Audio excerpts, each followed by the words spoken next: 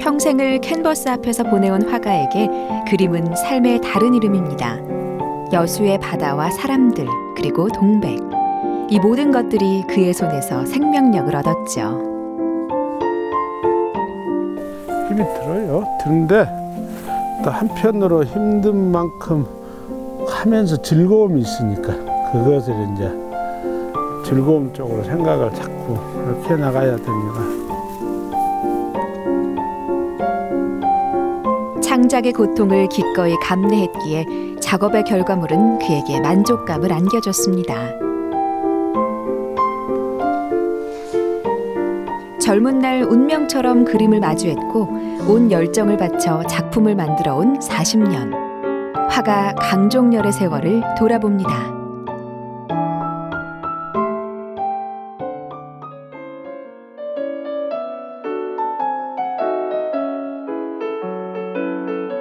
여수 돌산의 한적한 풍경 속에 화가의 작업실이 있습니다. 눈 뜨면 작업실로 출근하고 해가 저물고도 오랜 후에야 퇴근하는 생활의 반복 속에 작업에만 모든 열정을 쏟아붓는 강종렬 화가. 66의 나이에도 그는 하루에 10시간 이상 그림을 그리고 있는데요. 40년간 전업작가로 살아오며 갖춰온 경쟁력은 바로 그 성실함과 열정이었습니다. 여수에서 나고 자라 여수로 화폭에 담아온 그는 10여 년 전부터 동백꽃을 심도 깊게 다루고 있죠. 어느 날 추운 날 내가 화실을 이렇게 탁 들어오는데 동백꽃들이 나무 잎사이에 쭉 떨어지는 눈이 이렇게 쌓이는데 아주 선명하게 이렇게 놓여 있었어요. 근데 그래서 내가 문득 보고 하하, 이 추운 겨울에 이렇게 해서 그 꽃들도 절명하다시피 하는데 딱 자기가 어느 순간에 이게 더 이상의 어떤 자기의 처절한 모습 보이기 전에 딱 자기 자신도 놓고 땅에 떨어졌을 때 이쁘게 보이고 저게 인간의 본연의 아름다운 모습이 아니냐, 저것을 내 모습이라 생각하고 한번 그려볼까 하고 그랬어요. 그래서 근데 처음에는 아름다운 동백의 모습을 그리다가 조금 더 이제 그것을 회화적으로 만들어 가다가 이제는 동백 전체 숲에서 느껴지는 어떤 감각적인 어떤 철학적인 것이 무언가, 이제 이렇게 해서 지금 그 세계를 계속 들어가고 있습니다. 화가의 작업실 앞에 피어난 동백꽃, 고혹적이고 강렬한 아름다움을 뿜어냅니다. 그의 작업실을 둘러싸고 있는 동백나무들은 강종렬 화가가 무한한 애정을 갖고 돌보는 자연인데요. 시시때때로 만지고 바라보며 온몸으로 느끼는 것이 그의 일상입니다. 10년 동안 집중해온 그림의 화두인 만큼 유심히 관찰하면서 그 안에 담긴 느낌을 온전한 자기 것으로 만들고 싶은 거죠. 너무 이쁘잖아요. 딱 좋고. 그래서 옛날에는 왜 이런 게 안 보였는가 몰라. 맨날 보이면서 그렇게 보이는 길은 보였겠지만 관심이 있었냐 없냐가 중요한 거예요. 그의 관심의 대상인 동백꽃은 작품 속에서 다양한 모습으로 되살아납니다. 자세한 묘사가 돋보이는 사실적인 동백꽃부터 두터운 질감으로 표현되는 추상적인 동백까지 모든 것을 아우르죠. 평단에서는 그를 21세기 인상주의 작가로 부릅니다. 그만큼 그의 작품에서 중요시되는 게 빛인데요. 빛이 산란되는 과정에서의 느낌을 표현해내기 위해 강종렬 화가는 온몸의 감각을 고추 세우고 작업을 이어나갑니다. 빛이 투영이 됐을 때 변하는 과정이 너무나 신비스럽고 역대 이때가 빛을 그렸던 사람들은 빛이 부딪혔을 때 형태가 흐려지고 이런 게까지는 했는데 어떻게 빛이 살아남고 어떻게 분산돼 이런 건 아직도 시도를 안 한 것 같아서 내가 요새 그게 흥미가 되고 연구할 가치가 충분히 있다 싶어서 그런 그림 이런 걸 하고 있습니다.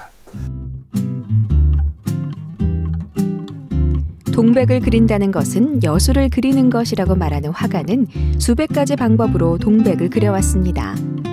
대상에 대한 지극한 사랑과 관심이 투영된 작품에서 자연 그대로도 아름다운 동백꽃은 또 다른 생명력을 얻었죠. 늘 새로운 표현 방식과 기법을 고민해온 노화가의 실험 정신은 세상 어디에도 없을 그만의 작품으로 귀결됐습니다.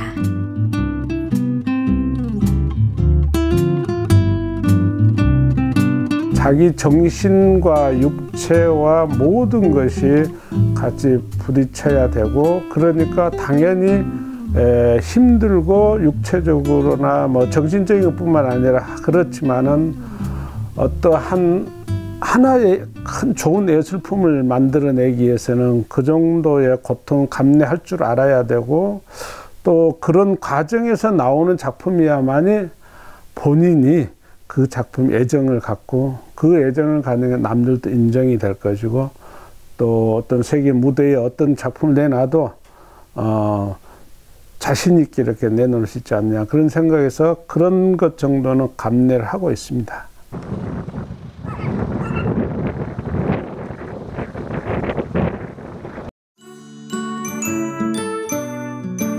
이른 아침, 화가의 집에서는 맛있는 냄새가 퍼져나옵니다. 정성껏 남편의 도시락을 싸주는 아내 김양자 씨. 그림 그리는 일에만 몰두해온 남편이 야속할 때도 있었지만 나이 들어가며 서로를 생각하는 건 부부밖에 없습니다. 요새 아이고 살이 쪄서 죽겠네. 살이 쪄. 너무 많이 싸지 말고 적당하게 한량을 싸주세요. 조금만 쌉니다.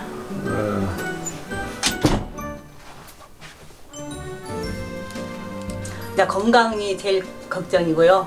작품 이제 어느 정도 했었는데 본인은 70세까지 열심히 한다 그러는데 그때까지 하시고 그 이후는 좀 여유롭게 이제는 이제 좀 쉬어가면서 했으면 합니다.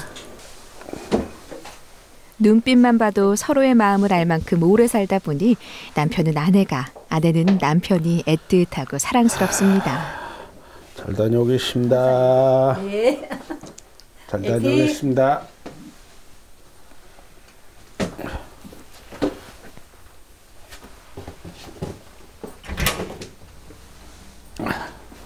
자, 저녁에 만나세요. 네, 잘 다녀오세요. 네. 아내의 사랑이 담긴 따끈따끈한 도시락을 들고 그는 오늘도 화실로 향합니다. 날마다 화실로 출근하는 건 프로작가 생활을 시작하면서 스스로에게 다짐한 약속이었죠. 하루하루를 치열하게 사는 것이 예술가의 길이라고 그는 믿습니다. 될 수 있으면 우리가 항상 하는 이야기대로 공무원들 출퇴근하는 것 같이 나도 꼭 그것을 지키려고 노력들 하고 있습니다. 근데 그런 것들이 나한테 약속이기 때문에 또 그것이 그러다 보면 이제 자기 작품에다가도 또 엄격한 자기 생각이 들어가게 돼 있고, 그래서 그런 것들을 조금 다른 사람 다르게 이렇게 지키려고 노력을 하고 있어요.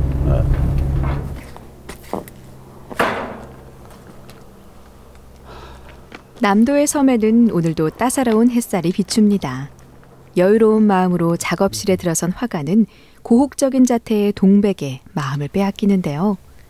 겸손한 아름다움이라는 꽃말처럼 수줍은 자태를 뽐내는 꽃은 그의 인생의 운명과도 같은 존재. 바라만 봐도 행복하고 그리면 그릴수록 매력적인 대상입니다. 여기 하시려면 적막하잖아. 반겨주는 게 동백꽃. 내가 안 좋아할 수가 있나? 좋지. 이렇게.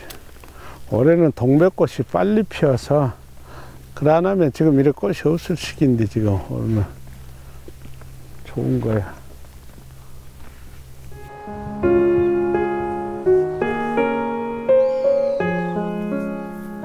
포근한 날이 많은 남도의 겨울날. 반짝이는 햇살을 받으며 야외로 작업장을 옮겼습니다. 바람이 은근한 날이면 햇살을 받아 안고 그림 그리는 일을 즐기는 강종렬 화가. 자연 그대로의 동백을 바라보고 그 은은한 내음을 맡으며 그림 그리는 시간은 그에게 아주 특별한 기억으로 다가오죠. 가만히 들여다보면 그림에서도 은근한 꽃내음이 풍기는 것 같습니다. 이 동백의 내음이랄까 느낌이랄까 사실 그림이라는 게 그게 굉장히 중요해요. 내음을 옆에서 맡고 한다는 게 그래야지 이런 것이 생동감이 나고 살아있는 그림을 그리는 그런 느낌 아닐까요? 강종렬 화가만큼 동백을 사랑하고 관심 있게 지켜본 사람이 또 있었을까요? 그리는 대상에 대한 지극한 애정과 작업에 대한 진실성이 있었기에 그의 그림은 어디에서든 누구에게든 인정받고 사랑받는 작품으로 여겨집니다.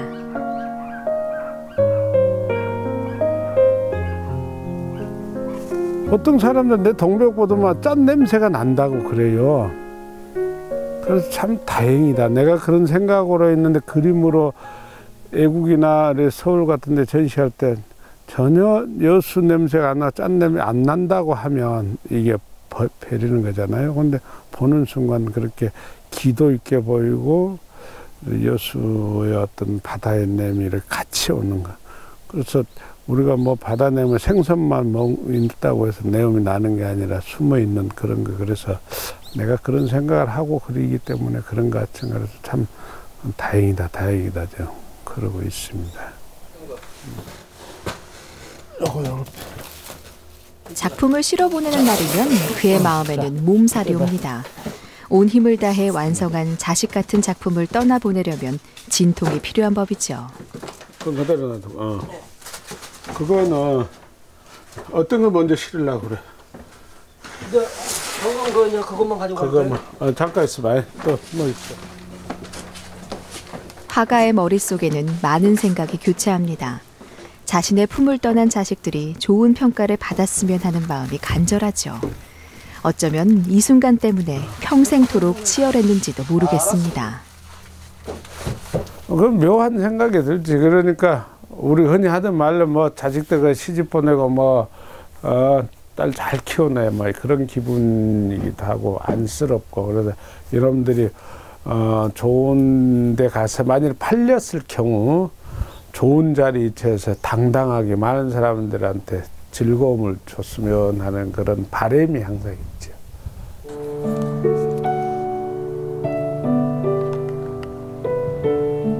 작업실에 있는 날이면 아내가 싸준 도시락으로 혼자 점심을 해결합니다. 예술가는 외로워야 한다는 것이 그의 지론. 혼자만의 시간 속에서 더 깊게 작품에 빠져들고 작업에 몰두할 수 있기 때문입니다.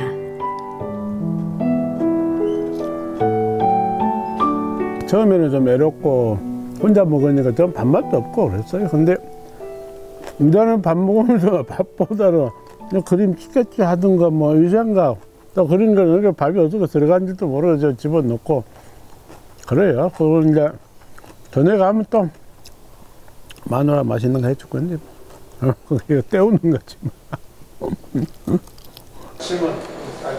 오랜만에 형님의 작업실을 찾아갔습니다. 그의 형도 화가죠. 운동은 이제 다 해놨습니다. 여기 홍익 보고 다 하라고.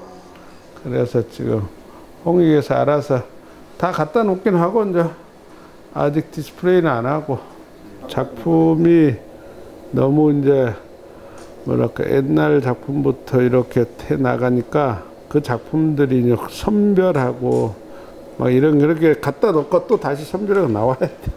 이런 과정들이 쉽지 않고 요새 작품 많이 했네요. 어느 작품들이 많고. 그 옛날 그를 화가의 길로 이끈 건 형인 강종래 화백이었습니다. 좋죠. 그림을 잘 그렸던 형은 매력적인 선망의 대상이었고 형처럼 되고 싶은 마음에 화가의 길로 들어섰는데요. 두 사람은 서로에게 긍정적인 영향을 끼치면서 각자의 영역을 구축해왔습니다. 무엇을 그리든 간에 내가 선택이라든지 이렇게 하는 과정에 대해서도 항상 칭찬을 또 하고 또 같이 또 연구하는 차원에서 느낌 같은 게 확실하게 그런 걸 표현을 해줄 수 있는 그런 행위라고 생각을 하죠. 올해는 강종렬 화가에게 의미가 남다른 해. 화가로 살아온 40년을 돌아볼 시점입니다. 지금 이 동백보다는 동티모르하고 바닷속 그림들이 많으니까 이쪽으로 조금 동백은 요런 연결을 조금 시키고 저쪽을 조금 넓게 했으면 좋을 것 같고. 프로 작가로 데뷔한 지 올해로 40년. 다른 길 돌아보지 않고 한 길로만 달려온 긴 시간을 뜻깊은 전시회로 돌아보려 합니다. 그동안 그는 따뜻한 시선으로 세상의 아픔을 보듬었는데요. 10년 전 동티모르 방문을 계기로 동티모르 사람들의 순박한 삶과 현실의 문제들을 그렸고 필리핀 등 아시아 여러 나라 사람들의 모습들도 화폭에 담았죠. 그 길었던 여정은 힘들었지만 의미 있는 시간으로 그에게 남았습니다.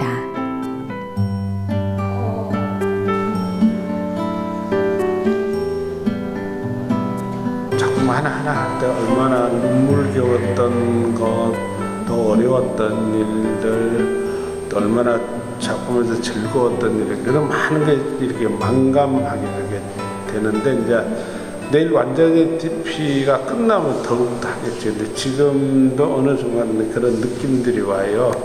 그래서 이 많은 그림들, 시간과 세월과 이 사람들하고 부딪히면서 이게 인물들하고 이야기가 되는 생각들이 지금부터 슬슬 밀려오는 것 같아요.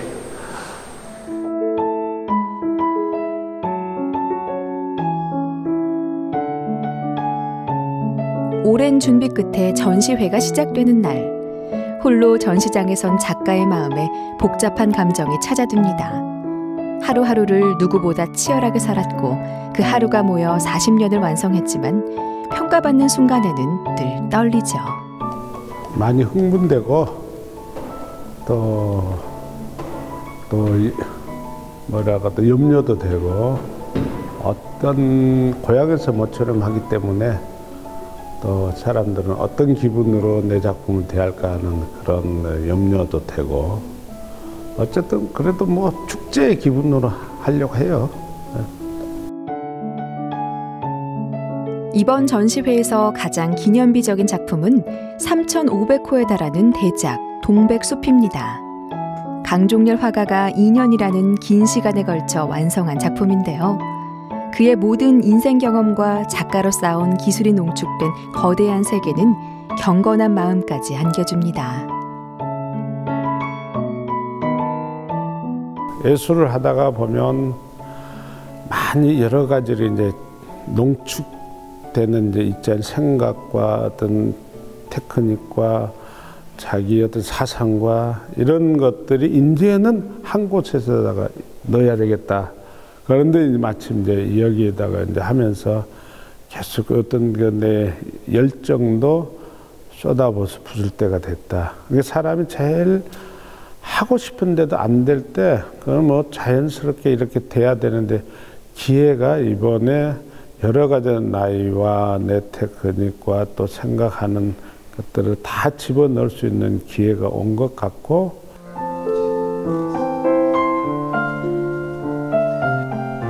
여수에서 태어나 줄곧 살아온 강종렬 화가는 젊어서는 여수의 골목을 그렸고 바닷속 풍경을 반추상 형식으로 담아냈는데요. 중년을 넘기고부터 여수를 상징하는 꽃 동백을 그림으로써 고향에 대한 사랑을 그림으로 완성했습니다. 그런 그에 대한 여수 시민들의 애정도 뜨거운데요. 많은 이들은 그의 작품을 소장하고 있고 후배 작가와 제자들이 존경하는 화가로 그를 꼽는 것을 주저하지 않습니다.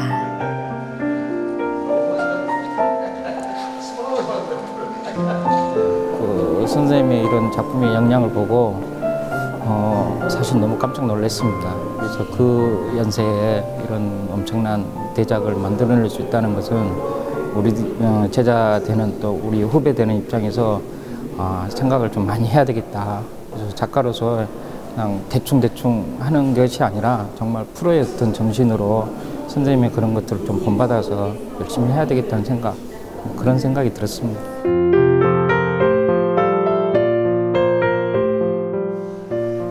제가 올해 나이가 66